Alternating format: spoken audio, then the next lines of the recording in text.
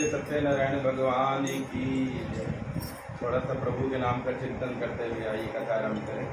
श्रीमन नारायण नारायण नारायण, श्रीमन नारायण नारायण, श्रीमन नारायण नारायण नारायण, श्रीमन नारायण नारायण।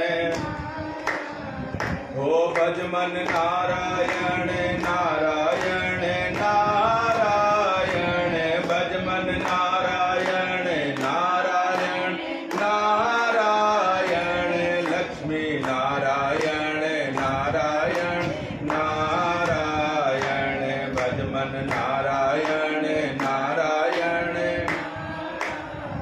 हो बद्री नारायण नारायण नारायण, बद्री नारायण नारायण नारायण, सत्य नारायण नारायण नारायण, श्रीमन नारायण नारायण गण नारायण नारायण, भजमन नारायण नारायण नारायण।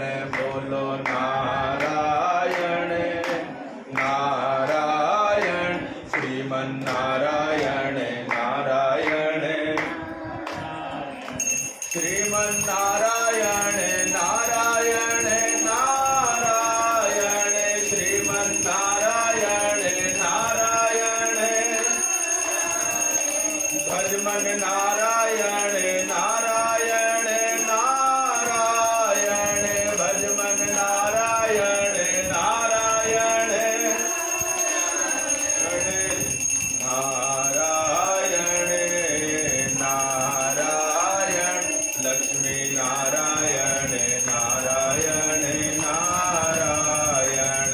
बोलो नारायण नारायण, श्रीमन नारायण नारायण नारायण, श्रीमन नारायण नारायण नारायण, श्रीमन नारायण नारायण नारायण। कथा प्रारंभ होते हैं, सुनिए वीर हनुमान, श्री राम लक्ष्मण जानकी सदा करो कल्याण। सियावर राम जय जय राम, मेरे प्रभु राम। गरुड़ आए बैकुंठ से, श्री शंभु आए कैलाश, देवता आए स्वर्ग से, श्री राम मिलन की आस। सियावर राम जय जय राम, मेरे प्रभु राम जय जय राम। मंगलम भगवान विष्णु मंगलम गरुड़ध्वजा, मंगलम पुंडरीकाक्ष मंगलाय तन्नो हरि। बोलिए सत्यनारायण भगवान की जय। नारायणं नमस्कृत्य नरं चैव नरोत्तमं, देवी सरस्वती व्यासं ततो जयमुदीरये। ओम श्री लक्ष्मी नारायणाय नमः। श्री सत्यनारायण व्रत कथा पहला अध्याय। एक समय नैमिषारण्य के पवित्र क्षेत्र में शौनक आदि 88,000 ऋषियों ने श्री सूत जी से पूछा, हे प्रभु जी, इस कलयुग में वेद विद्या रहित मनुष्य को प्रभु की भक्ति किस प्रकार मिलेगी, किस प्रकार उनका कल्याण होगा। इसलिए हे मुनि श्रेष्ठ, कोई ऐसा तप बतलाइए, कोई ऐसा उपाय बतलाइए कि मनुष्य थोड़ा सा ही पुण्य कर्म करे और उसके जन्म जन्मांतर के सारे कर्म जो है परिपूर्ण हो जाएं, सारे पाप दूर हो जाएं और प्रभु की अपरंपार भक्ति उन्हें प्राप्त हो। तो सभी शास्त्रों के ज्ञाता श्री सूत जी बोले, हे वैष्णवों में पूछिए, आप सबने प्राणियों के हित के लिए अच्छी बात पूछी है। अब मैं आपको उस श्रेष्ठ व्रत के बारे में कहूंगा जिस व्रत को श्री नारद जी ने लक्ष्मी नारायण जी से पूछा था और लक्ष्मीपति मुनि श्रेष्ठ जी ने नारद जी से कहा था। तो आप भी ध्यान पूर्वक सुनिए। बोली लक्ष्मी नारायण भगवान की। एक समय नारद जी अनेक लोकों में भ्रमण करते हुए इस मृत्यु लोक में आए। मृत्यु लोक, इस धरती लोक को मृत्यु लोक भी कहा जाता है। मृत्यु लोक इसलिए कहा जाता है क्योंकि आया है तो जाएगा। कौन नहीं सुनेंगे? आया है तो जाएगा। राजा रंक फकीर, कोई राजा हो कोई रंक हो, उसने जाना ही जाना है। यहाँ पर आके कोई ये ना सोचे कि मेरा परमानेंट रिचार्ज हो गया, मैं तो रहूंगा ही रहूंगा। ऐसा कोई नहीं आया। जो आया है उसने जाना ही जाना है। लेकिन जो इस धरती लोक पर जन्म लेता है वही मोक्ष पाता है। देवता भी मोक्ष नहीं पाते, सूर्य जो है वो भी मोक्ष नहीं पाते, स्वर्ग लोक से भी वापिस आना पड़ता है। ब्रह्मा जी को भी पुनः जन्म लेना पड़ता है नारायण जी की नाभि से। केवल नारायण जी का लोक, वैकुंठ लोक और शिव लोक, यहाँ से वापसी नहीं है। बाकी सभी लोकों से मनुष्य को वापिस जन्म लेना पड़ता है। तो नारद जी ने जब देखा मनुष्य अपने कर्मों द्वारा दुखी हो रहा है, तो मन में विचार किया कि कोई ऐसा यत्न करना चाहिए, कोई ऐसा उपाय करना चाहिए जिसके द्वारा इन सभी भक्तों के कष्ट दूर हो सके। तो कष्टों को दूर करने वाले श्री नारायण जी के दरबार हो जा रहे हैं। तो नारद जी जब भी वैकुंठ धाम जाते तो प्रभु के नाम का ही सिमरन करते हुए जाते हैं। और फिर से प्रभु के नाम का सिमरन करें और कहें श्रीमन नारायण नारायण नारायण श्रीमन। मेरे अकेले कितनी आवाज, ये थोड़ा कि लाइव चल रहा खाली मैं बोलूंगा, सभी को बोलना पड़ेगा। दी है जुबान बोलने को, हम कुछ बोलते नहीं, लेने को प्रभु का नाम मुख अपना खोलते नहीं। आज का ना बोलना कल को पछताएंगे, जब बोलना चाहेंगे मगर बोल नहीं पाएंगे। आज मौका भी है तो सभी बोलिए श्रीमन नारायण नारायण नारायण श्रीमन नारायण श्रीमन नारायण नारायण नारायण श्रीमन नारायण नारायण नारायण भजमन नारायण नारायण नारायण जप लो नारायण नारायण श्रीमन नारायण नारायण श्रीमन नारायण नारायण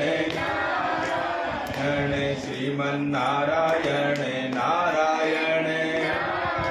बोली लक्ष्मी नारायण भगवान की। इस तरह प्रभु के नाम का चिंतन करते हुए, मनन करते हुए, जप करते हुए नारद जी जब भगवान विष्णु जी के लोक पहुंचे तो वहां पर क्या देखा कि हाथ में शंख है, चक्र है, गदा है और पद्म। पद्म कहते हैं कमल के फूल को।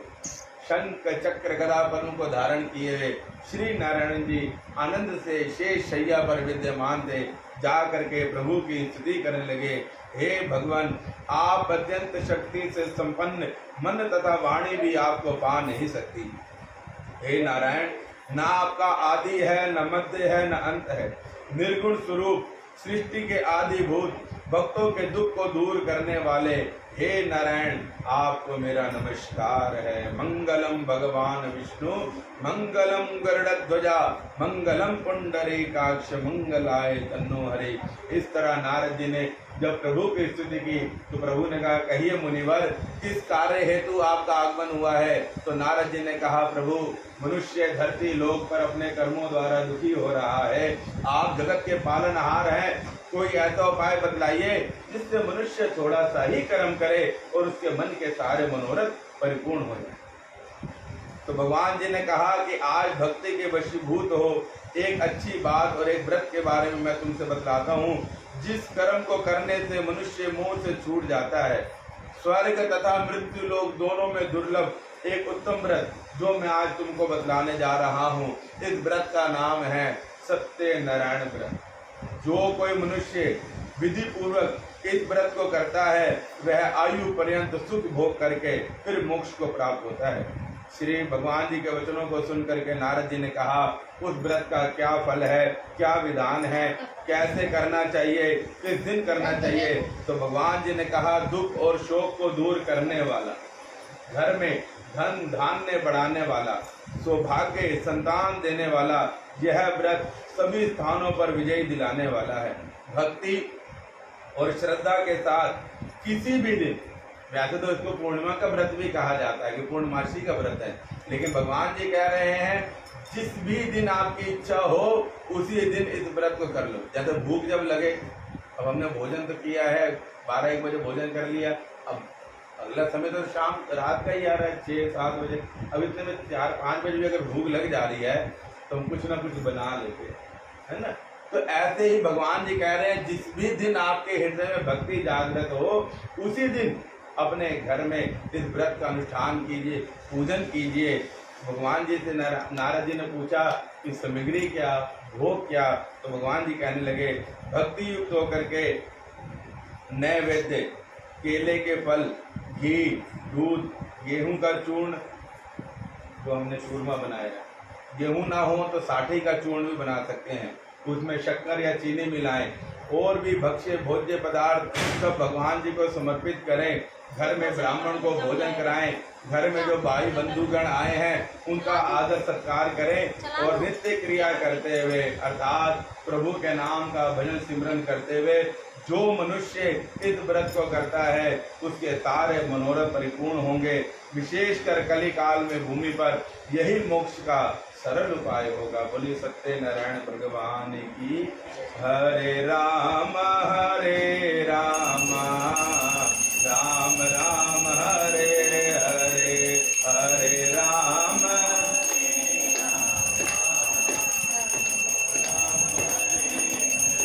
हरे कृष्ण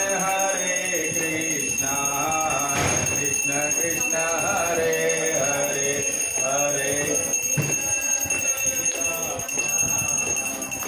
राम हरे हरे। बोले सत्यनारायण भगवान की। अभी आवाज लगानी हो तो एक बंदे की आवाज 4-4 घर तक पहुंच जाएगी, लेकिन इस समय मुख से जो है राम कृष्ण का नाम नहीं सुना जा रहा, उच्चारण नहीं हो रहा। अब ये सोच रहे हो कि प्रभु का नाम को उच्चारण करने की क्या जरूरत है, वो तो हम मन में भी जप लेंगे।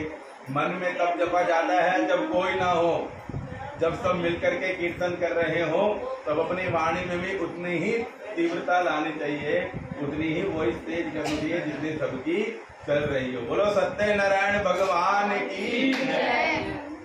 दूसरा अध्याय। सूत जी ने कहा, हे ऋषियों, जिन्होंने पहले इस व्रत को किया अब मैं आपको उनकी कथा सुनाता हूँ।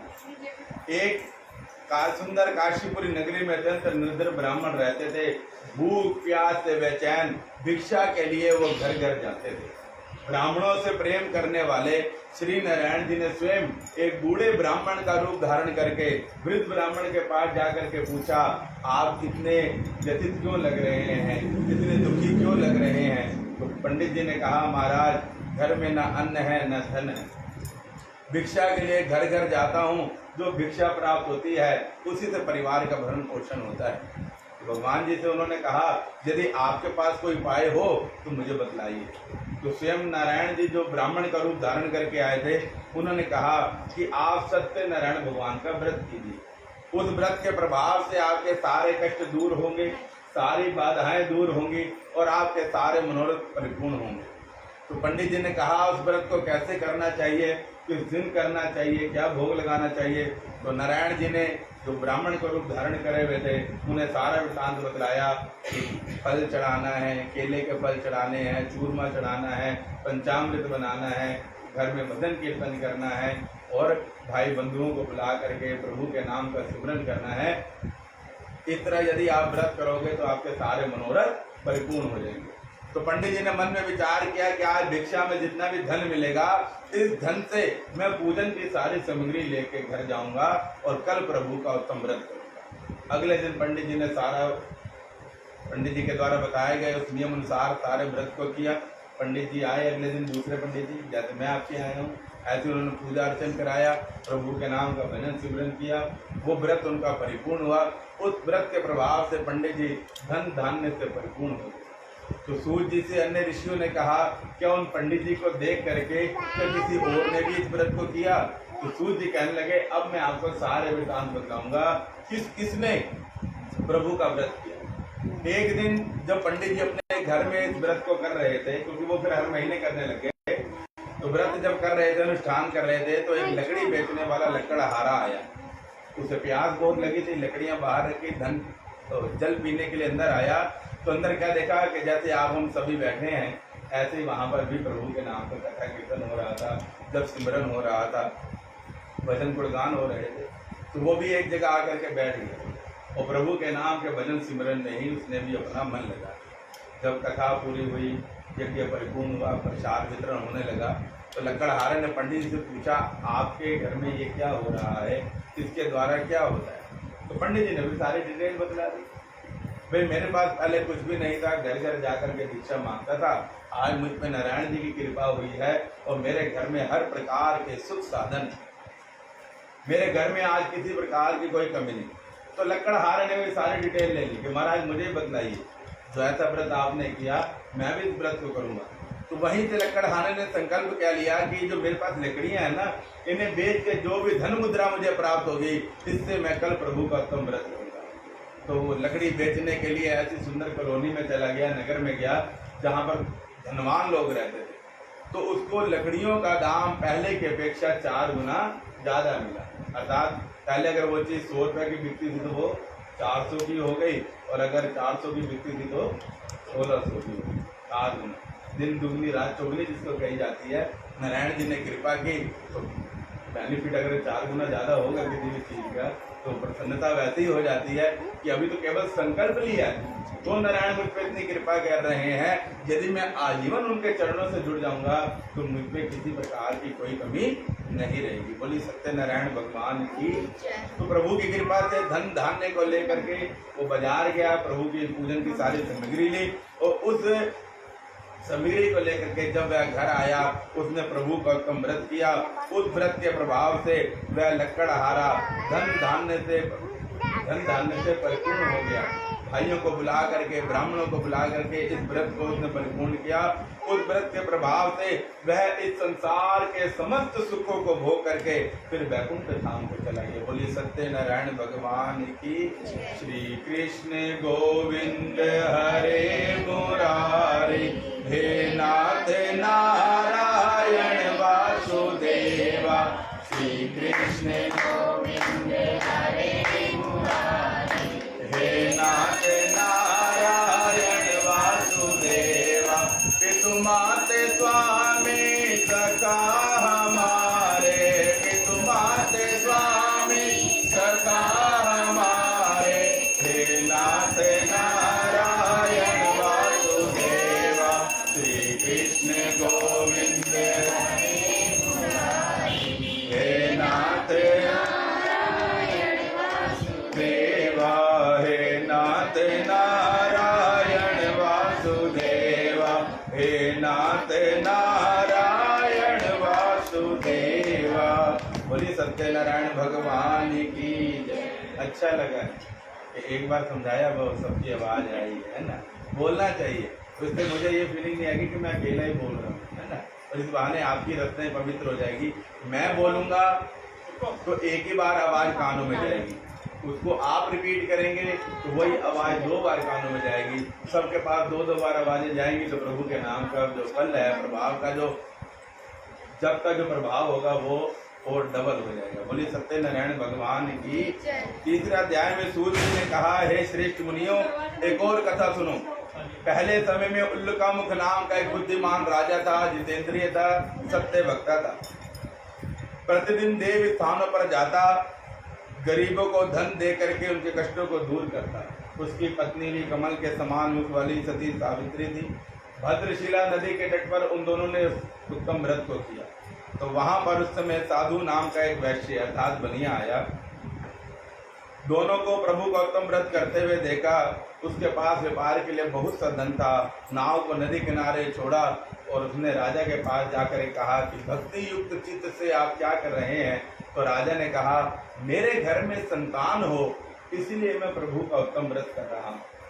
तो उस बनिए ने कहा कि आप मुझे भी सारी डिटेल बतलाइए, क्योंकि मेरे घर भी कोई संतान नहीं है, और यदि आपको संतान की सुख की प्राप्ति होगी तो नारायण मुझ पर भी कृपा जरूर करेंगे।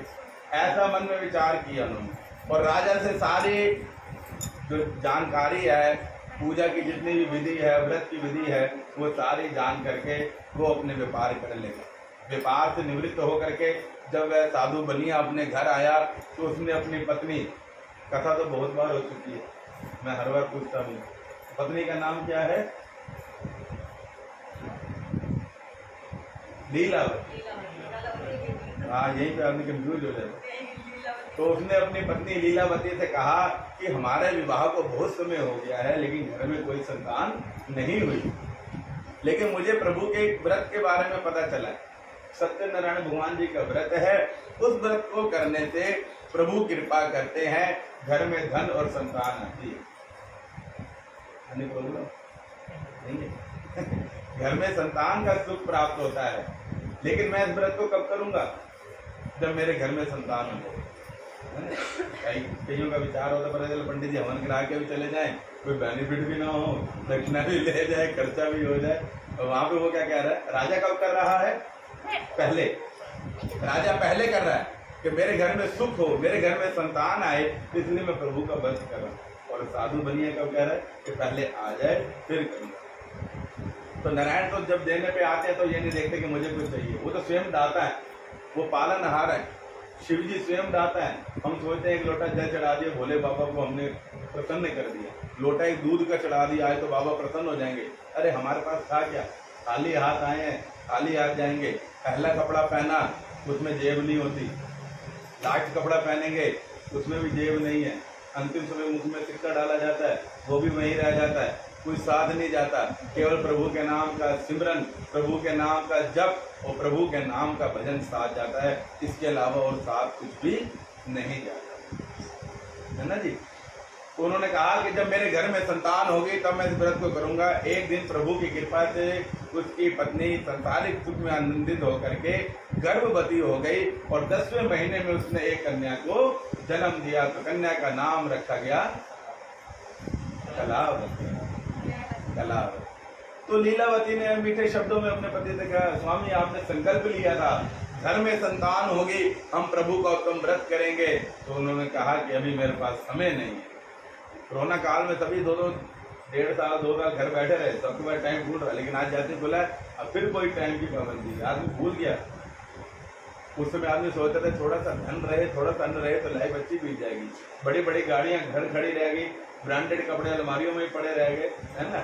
आदमी खेती कर रहा है, बुनियादी तो जा रहा है, घर को टाइम दे रहा है, लेकिन जैसे समय खुला फिर आदमी अपनी व्यस्तता में इतना व्यस्त हो जाता है कि वो घर भूल जाता है, परिवार भूल जाता है, स्वयं को भूल जाता है और भगवान को भी भूलने लगता है। क्यों? टाइम धन कमाने में उतना व्यस्त हो जाता है कि उसके पास समय ही नहीं होता। तो जब लीलावती ने कहा संकल्प पूर्ण कीजिए, तो कहने लगे अभी मेरे पास समय नहीं है, जब मेरी बेटी विवाह योग्य होगी तब मैं इस व्रत को करूंगा। और अपने व्यापार में चला गया। व्यापार से कुछ दिनों बाद जब घर आया तो क्या देखा, बेटी जो है वो सखियों के साथ, अपनी फ्रेंड्स के साथ खेल रही है।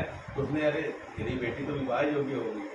जो उसके दूत थे, नौकर चाकर थे, उनसे कहा कि मेरी बेटी विवाह योग्य हो चुकी है, उसके लिए कोई अच्छा बड़ी पुत्र ढूंढ के ला। तो दूतों ने बड़ी खोजबाज देखभाल करके सुंदर काशीपुर नगर में उस कन्या के लिए एक बणिक पुत्र को ढूंढा। उस बनिए ने अपनी पुत्री का विवाह उसके साथ कर दिया। लेकिन दुर्भाग्यवश, अब यहाँ पर पहले तो सुख आ रहा था, लेकिन यहाँ कथा में आता है दुर्भाग्यवश विवाह के समय भी वो प्रभु का व्रत और पूजन करना भूल जाता। तो प्रभु थोड़े से नाराज और श्राप दिया, तुम्हें दारुण दुख प्राप्त हो। अपने कार्य में कुशल वो साधु अपने दामाद को साथ लेकर के राजा चंद्रकेतु के राज्य में व्यापार करने गए। तो वहां पर एक चोर प्रभु की माया से प्रेरित होकर के राजा का धन चुरा करके भागा। राजा का धन चुरा करके भागा, सिपाही उसके पीछे लगे। सिपाही जब पीछे लगे, चोरों ने विचार किया कि अगर हम पकड़े जाएंगे तो हमें कारागार में डाल देंगे, जेल में डाल देंगे। तो उन्होंने वो सारा धन जो है वहां छुपा दिया जहां पर ससुर और जमाई रुके। सिपाहियों ने देखा ये सारा धन तो राजकोष का है। उन्होंने उन दोनों को बंदी बना लिया, जितना धन था वो सभी लेकर के राजमहल में आए। राजा से कहा 2 चोर हमने पकड़े हैं, आप आज्ञा दीजिए। तो राजा ने कहा इनको कठोर कारागार में डाल दो, कारावास में डाल दो, और जो भी इनके पास से धन प्राप्त हुआ है उस सारे धन को राजकोष में जमा कर दो। वो उधर जेल में बंद हो गए, इधर उसकी पत्नी भी घर पर बहुत दुखी हुई। घर में जो धन था वो सारा धन चोर चुरा करके ले गए।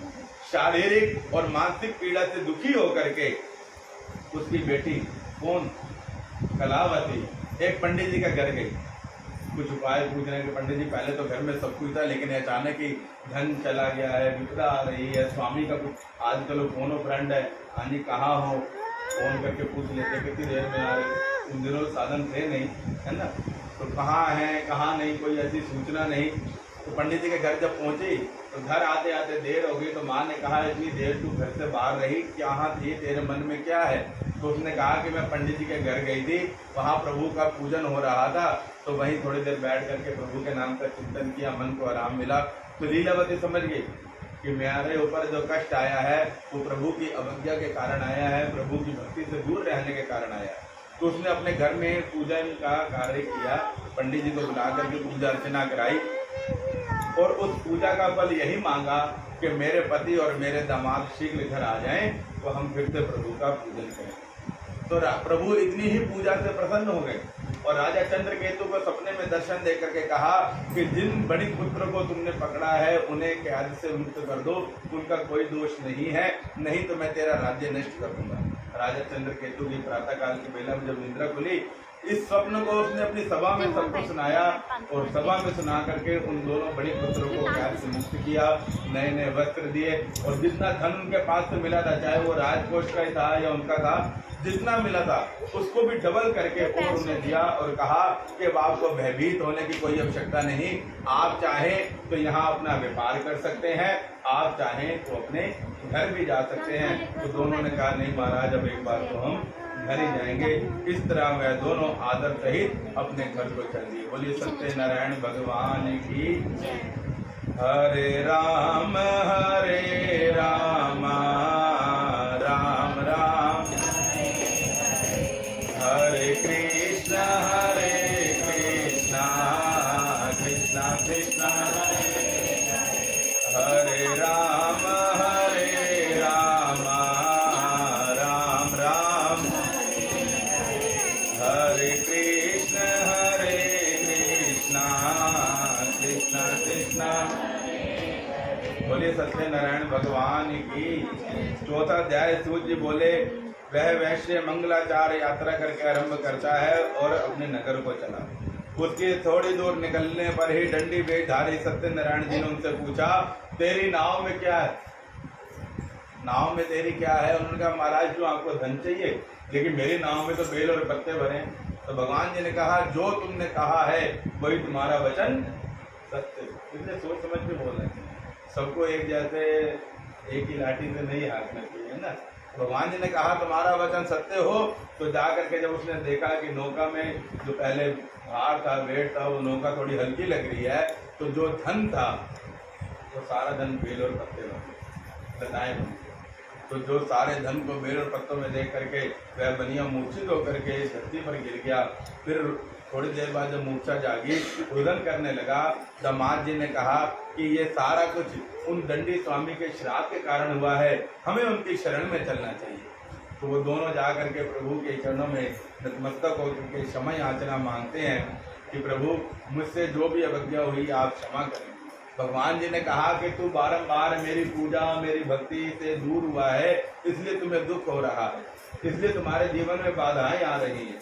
तो बनिक ने कहा कि प्रभु आपकी माया का पार तो ब्रह्मा आदि देवता भी नहीं पा सकते, तो मैं अनजान मलिन मन ना जानूं कोई रीत, मैं तो कुछ भी नहीं जानता, मैं तो संसार की मोह माया के दलदल में फंसा हुआ हूँ, मैं इस विकार से नहीं निकल पा रहा, मुझ पे कृपा कीजिए और मेरी नौका में पहले के समान धन भर दीजिए, मैं अपनी समर्थ अनुसार आपकी पूजा अर्चना करूँगा। तो प्रभु प्रसन्न हो गए और आशीर्वाद दिया। तो नौका में पहले के समान ही धन से परिपूर्ण हो गए। प्रभु के नाम का सिमरन पूजन करके उसने यात्रा आरंभ की। जब अपने घर के समीप पहुंचे, नौका से सामान उतर रहा था, तो बनिए ने कहा एक दूसरे के घर जाकर के संदेशा दे दो कि हम आ चुके हैं और थोड़ी देर में घर पहुंच जाएंगे। एक दूत ने घर में जाकर के समाचार दिया कि स्वामी आ चुके हैं। अब जो उसकी पत्नी प्रभु का पूजन कर रही थी, कौन? अब क्यों न सोइए। लीलावती पूजा कर रही थी और लीलावती ने कलावती से कहा तू भी पूजा पूर्ण करके जल्दी आ जा। अब जब उसने सुना कि मेरे भी स्वामी आ गए तो वो भी चल गए। इस तरह प्रभु के प्रसाद की अवज्ञा होने के कारण प्रभु थोड़े से रुष्ट हो गए और उसकी जो नौका समुद्र में थी, दामाद भी समुद्र में नौका के मध्य में ही था, तो नौका समेत ही दामाद जी भी समुद्र में डूब गए। अब जब कलावती को अपना पति नहीं दिखा, अपने स्वामी नहीं दिखे, तो रोती रोती धरती पर गिर गई। बेटी को दुखी होता हुआ देख करके, दामाद और नौका धन को डूबा हुआ देख करके वह बड़ी हाथ जोड़ के प्रभु की स्तुति करने लगा, हे नारायण, मुझसे या मेरे परिवार द्वारा यदि कोई अपराध हुआ है तो आप क्षमा करें। आकाशवाणी हुई कि तेरी पुत्री मेरे प्रसाद का तिरस्कार करके आई है, यदि घर जा करके प्रसाद ग्रहण करेगी तो आ करके अपने पति के दर्शन कर सकती है। कलावती अपने घर पहुंची, प्रभु की पूजा परिपूर्ण की, प्रसाद ग्रहण किया, नारायण जी कृपा से आकर के प्रभु के कृपा से अपने पति के दर्शन किए। फिर उस दिन से हर पूर्णिमा का उस बनिए ने दिन निर्धारित कर लिया कि मैं चाहे घर पे रहूं या अपने व्यापार अपने बिजनेस के कारण कहीं घर से बाहर भी रहूंगा तो भी मैं इस व्रत को परिपूर्ण करूंगा। उस व्रत के प्रभाव से वह इस लोक का सुख भोग करके फिर वैकुंठ लोक को चला गया। बोलिए सत्यनारायण भगवान की। श्रीमन नारायण भगवान ओ लक्ष्मी नारायण नारायण नारायण लक्ष्मी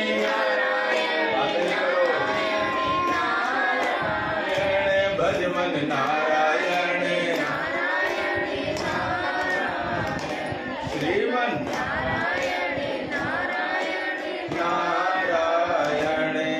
नारायण श्रीमन नारायण नारायण जप लो नारायण श्रीमन नारायण। बोलिए सत्यनारायण भगवान की। 5वां अध्याय। सूत जी बोले, हे ऋषियों, एक और कथा कहता हूँ। प्रजापालन में लिंग तुम ध्वज नाम का भी राजा था। उसने भी भगवान जी के प्रसाद का तिरस्कार करके बहुत दुख पाया। एक दिन वन में शिकार खेलने की इच्छा से गया तो वहां पर वन में वन्य पशुओं का संहार करके शिकार करके एक पेड़ के नीचे आ गया। तो वहां पर राजा ने क्या देखा कि कुछ ग्वाल बाल जो है प्रभु के नाम का भजन कीर्तन कर रहे हैं। राजा देख करके भी उन ग्वाल बालों के समीप नहीं गया।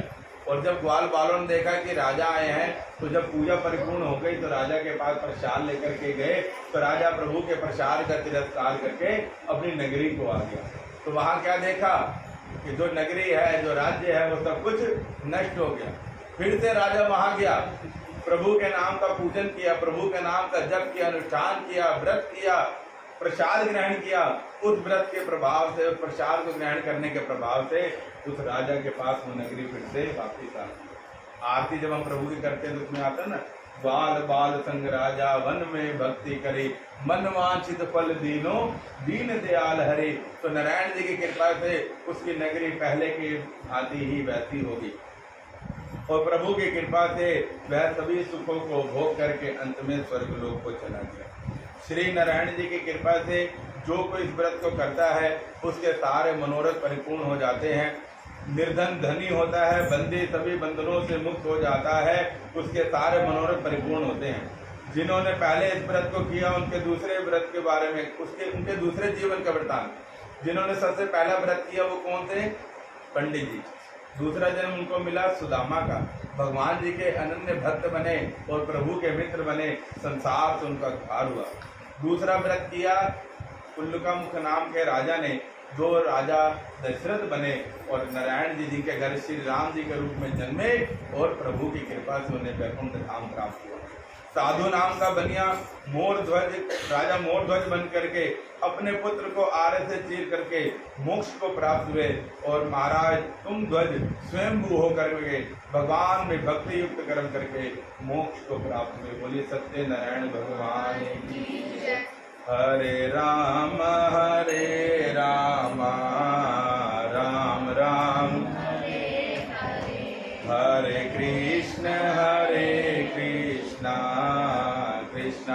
कृष्णा हरे राम राम राम हरे हरे हरे कृष्ण कृष्णा हरे हरे। बोलिए सत्यनारायण भगवान की, लक्ष्मी नारायण भगवान की जय। पंखे बंद कीजिए। अमन कुंडली